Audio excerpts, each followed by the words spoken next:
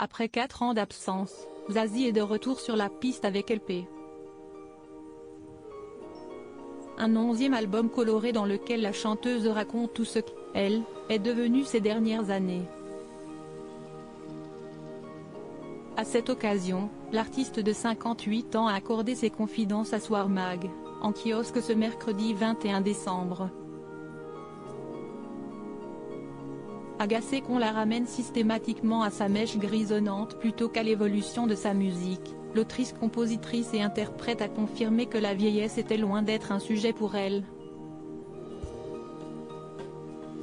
On peut parler d'un coup de vieux mais ça ne passe pas par ma tête, si est purement mécanique.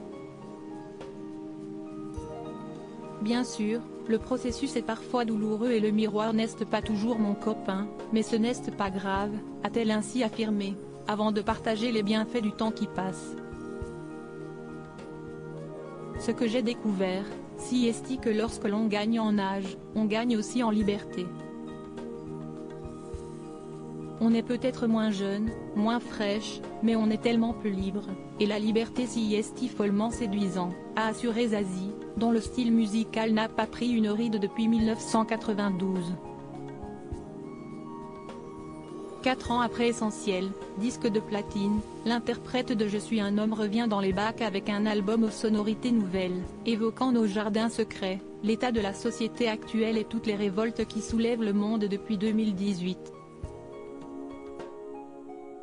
Supérieure à Zazie, Lio, Laetitia d'Espagne, ces stars qui assument leurs cheveux blancs. Zazie se confie sur son bruyant processus de création. Invité de C'est à vous le 15 décembre dernier sur France 5, Zazie était revenue sur son cheminement pour créer ce nouvel album. Un processus loin d'être tout repos pour elle, mais aussi pour ses voisins. Je ne fais pas des rave parties tous les jours, ni tous les soirs, mais je suis un peu crépusculaire comme petite personne. Du coup ça m'arrive de mettre la musique assez forte, a-t-elle raconté, précisant qu'elle n'écoutait pas nécessairement ses propres morceaux. L'artiste expliquait alors que le plus compliqué était le moment de la recherche d'un couplet. Quand on le cherche et qu'on a l'impression d'égorger quelques cochons, je pense que ça peut fatiguer le voisin de base, s'était-elle amusée, expliquant qu'elle avait déménagé de son immeuble après les plaintes d'un locataire du rez-de-chaussée.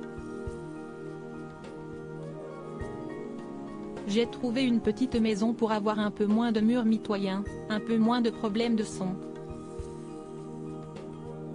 Je suis dans le 20e arrondissement parisien, et j'adore cet endroit, a-t-elle ajouté. Crédit photo, Guillaume Gaffio Best Image.